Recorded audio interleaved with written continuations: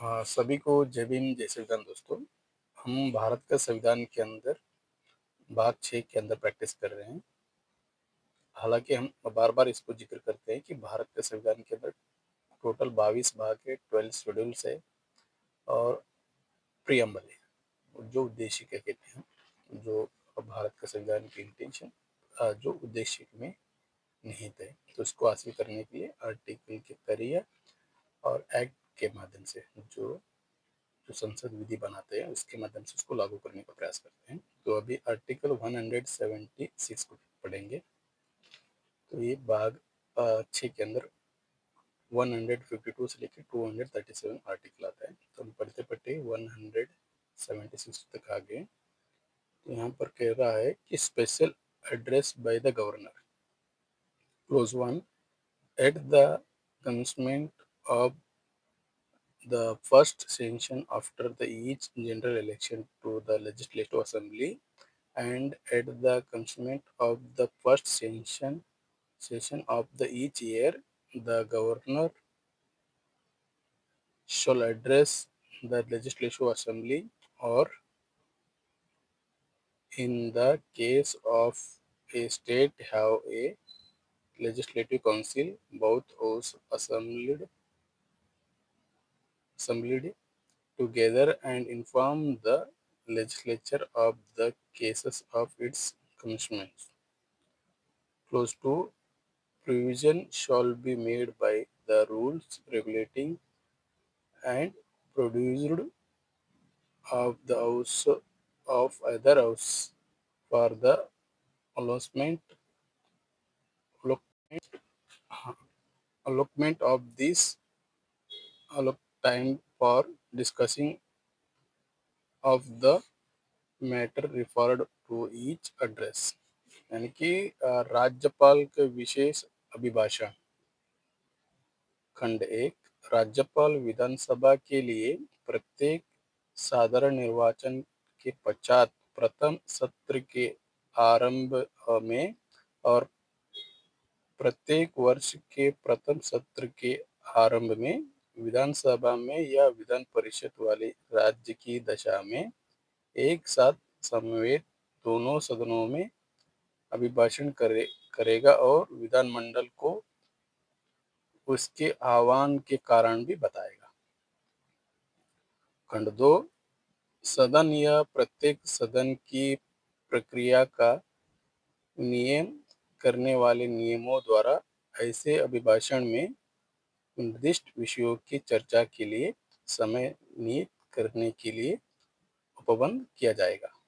ये राज्यपाल का ड्यूटी है। वो जो उनको भी भाषण करना है तो बताएंगे, कारण भी देंगे, इस कारण के लिए बुलाया गया है और वो कारण के ऊपर बात भी रखेंगे। तो one more article 177, right of ministers and advocate general as respect the houses.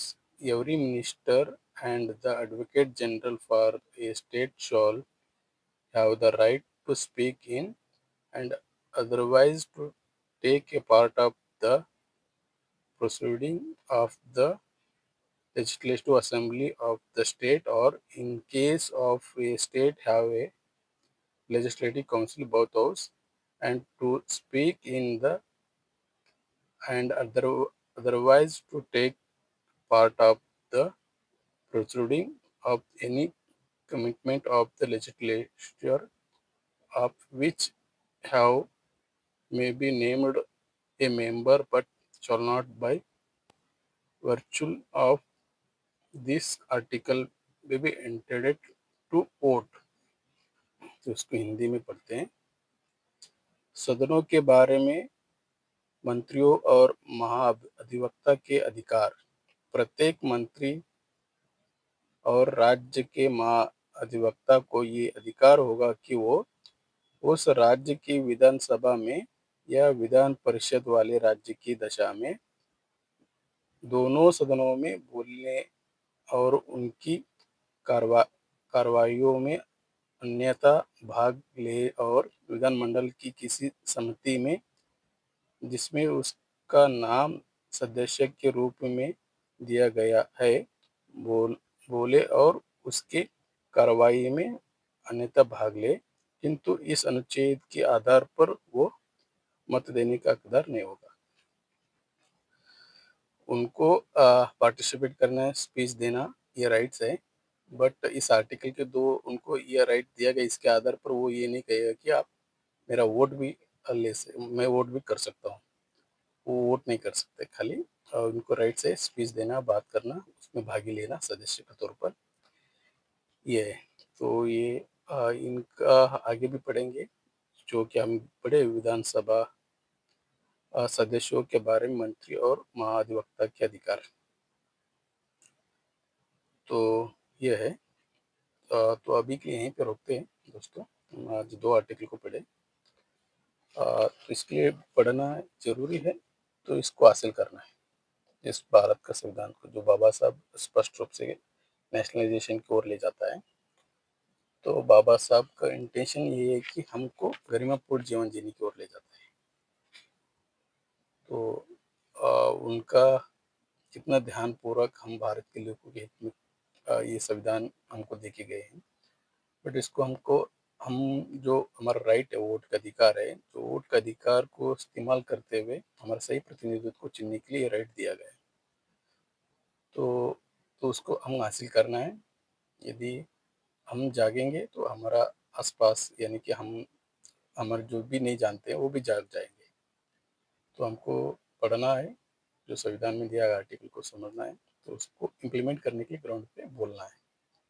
जो आपके आसपास किसी भी नेता के टच में हो, तो आपको आर्टिकल को समझाइए। हालांकि हमको equal participation and equal opportunity, तो नेता नेता ही बनते जा रहा है, मरने तक नेता ही बनता है। तो ये संविधान उस इंटेंशन से नहीं है, ये सभी को इक्वल अपॉर्चुनिटी का बात करता है ना। तो उनके अंदर जो संवैधानिक नैतिकता रहते हैं, तो एक बार एमपी एमएलए बन जाते हैं तो दोबारा उनको वहाँ पर खड़ा रहने का नहीं होना चाहिए। जो यदि वो उनके पास नैतिकता हो, तो अन्य को, प्रतिभागी को मौका देना चाहिए, क्योंकि संविधान उसी इंटेंशन से है। इक्वल अपॉर्चुनिटी कहते हैं, सभी को सुनिश्चित मौका मिलना चाहिए। तो सभी समस्या का हल भारत का संविधान ही है। तो ये नेशनलाइजेशन यानी कि राष्ट्रीयकरण, उद्योग, स्कूल, कॉलेज, भूमि, बीमा कंपनी, है ना, हॉस्पिटल, है ना, ये सभी सरकार के नियंत्रण के अधीन रहेगा। सरकार चलाएगा, सरकार खुद रोजगार प्रोवाइड करेगा, किसी इंडिविजुअल को नहीं देगा, ये कहता है संविधान। तो इस ओर आगे बढ़ते हुए अभी के यहीं पे रोकते हैं। पुनः आपको साधुवाद, आपने मुझे सुना। नमो बुद्धाय, जय भीम, जय संविधान, जय भारत, जय प्रबुद्ध भारत। धन्यवाद।